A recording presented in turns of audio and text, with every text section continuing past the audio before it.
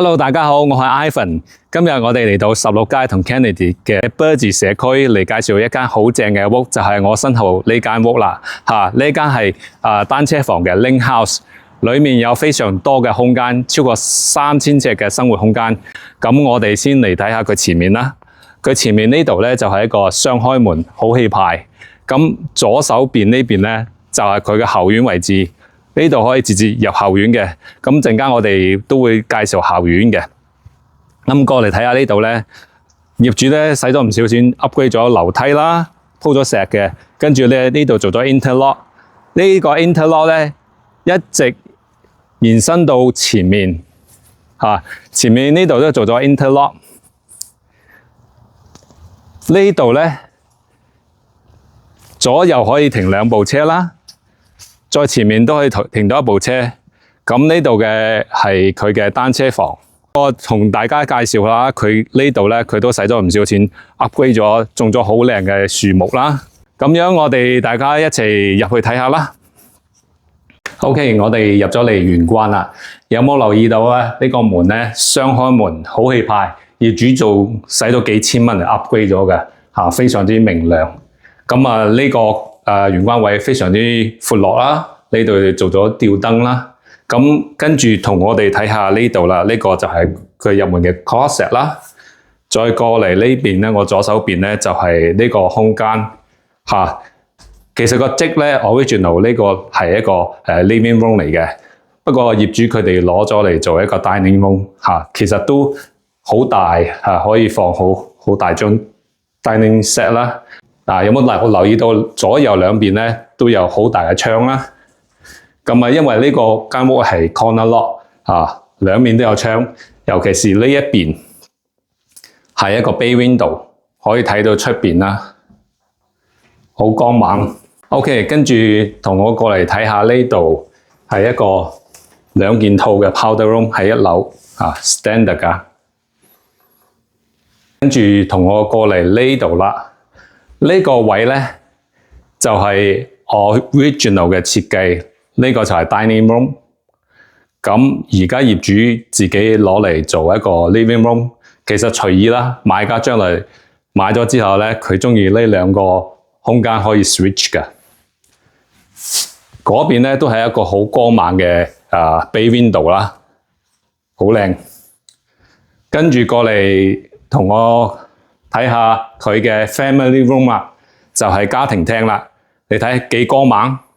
同樣因為呢個係corner unit 咧，都係好多窗啦，都 upgrade 咗個大窗啦，同埋左手邊呢度係一個 bay window 啦。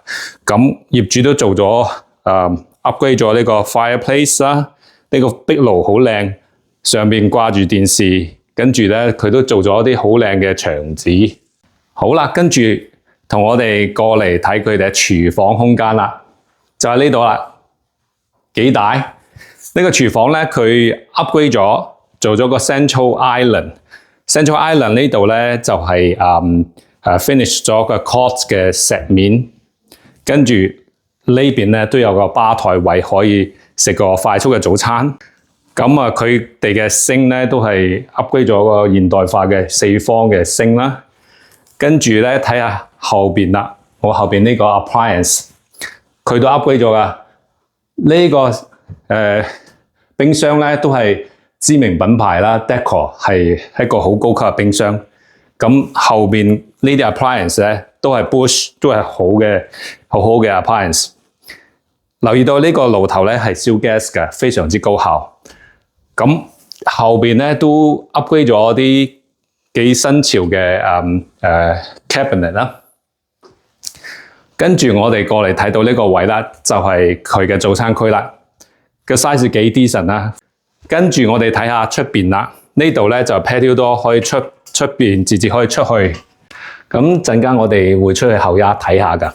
好，而家同我哋一齊落去 basement 睇下啦。Before basement 之前咧，呢度嘅門咧可以直接入車房㗎，係一個單車房。OK， 我哋落咗嚟 basement 啦。首先我哋講下 basement 咧，呢個空間咧好大其實呢個就係一個娛樂廳啦。留意到咧，我哋左手邊呢度咧，業主花咗重金做咗一個 custom 嘅TV shelf 同埋 cabinet 啦。咁左右都有窗，好光猛。咁呢度咧都放咗好大嘅 sofa， 好大空間。留意到呢下低咧，佢都做咗個細細嘅fireplace。咁過嚟呢度位咧係一個釘。咁業主咧佢都利用呢個釘放張台作為一個 office。好，跟住過嚟啦。其實 basement 都幾多位，呢度仲有一個 sitting area 都幾好嘅，幾多空間咯。跟住過嚟呢度啦，其實呢度咧 basement 都 finish 咗一個睡房嘅，喺呢度打開就係一個睡房。呢個睡房咧又係其實一個 in suite 嘅，可以直接入呢個洗手間。咁我哋又嚟介紹下呢個洗手間啦。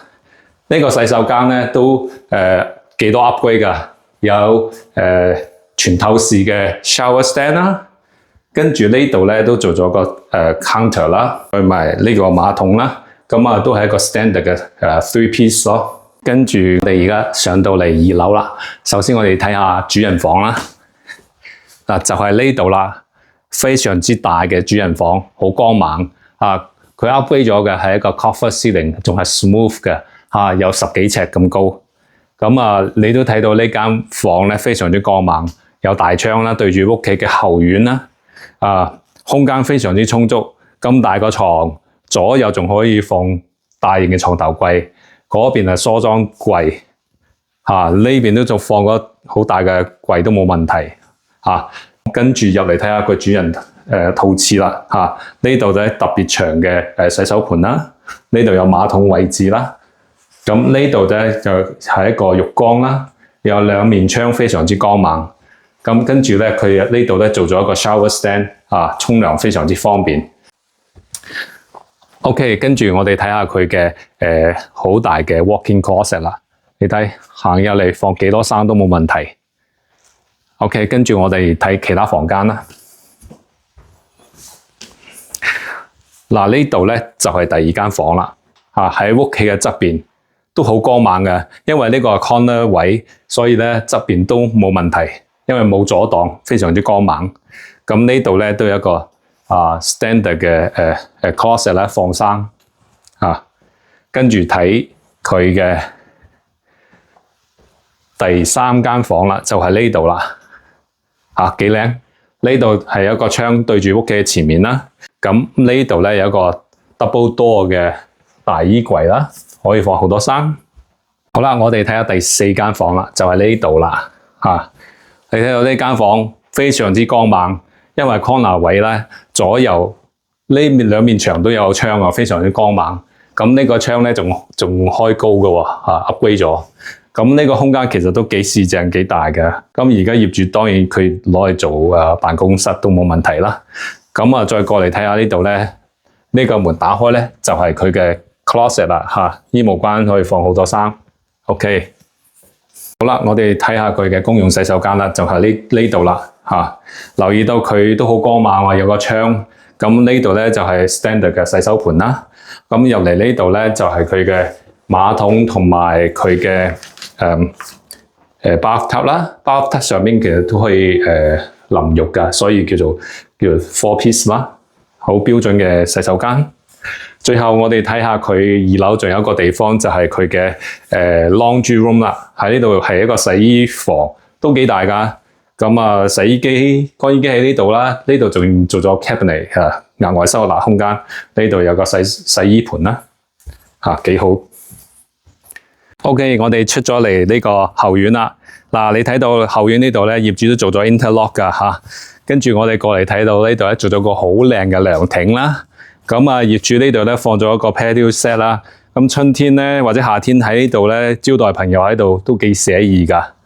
咁過嚟我哋睇過下呢度啦，佢有額外做咗一個 interlock 呢個位咧，都有個好大嘅 umbrella。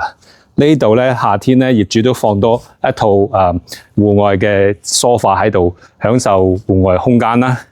咁佢都使到唔少錢，做咗一個好 solid 嘅shed 啦。非常之實用，裏面可以放好多嘢，同埋佢都花咗唔少錢種咗好多好名貴嘅樹啦，呢啲樹咧都使唔少錢嚟做 upgrade 嘅。咁呢啲咧佢都做到好靚嘅吊燈啦。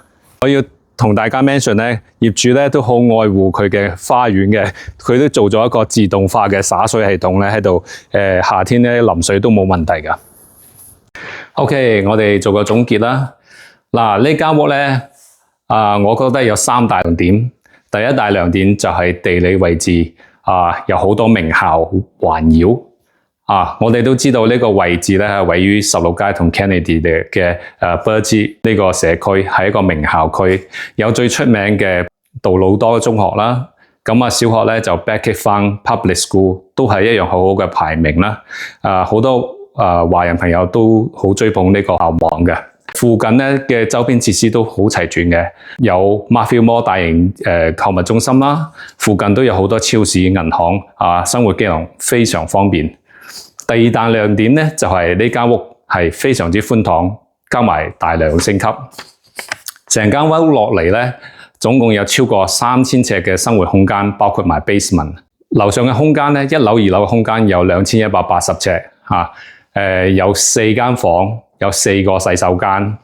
跟住咧 basement finish 咗，再 create 多一個套房，再加埋一個娛樂廳，生活空間非常之充足。咁佢都做咗唔少升級嘅，佢嘅廚房咧都用咗好好嘅 appliance 啦，做咗Central Island 同埋做咗個 quartz 嘅 countertop 啦。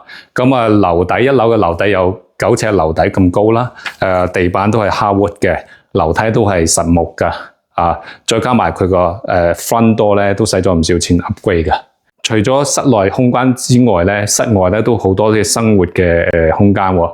尤其是夏天咧喺出邊咧，業主佢做咗一個gazebo 啦，咁做咗個garden shed 啦，同埋 interlock， 咁出去咧可以享受戶外空間咯。咁佢嘅前院咧都做咗 interlock 嘅，可以停3部車，再加埋嘅garage咧總共可以停4部車，非常之實用。同埋咧佢嘅後院咧，個草皮咧都加咗自動灑水系統喎。最後我哋講下呢間屋嘅價錢啦。呢間屋啱啱 list 咗，個嗌價係1198000。咁佢有個 offer day， 我哋 set 喺3月31號。咁如果朋友對呢間屋有興趣嘅話，可以隨時 contact 我啦，可以打我電話，加我微信或者同我 WhatsApp 啦。咁今期嘅介紹到此為止，我哋下一期再見啦，拜拜。如果大家覺得我哋嘅資訊有用嘅話，歡迎 like、subscribe、撳埋個鐘仔，同埋俾啲 comment 我啊！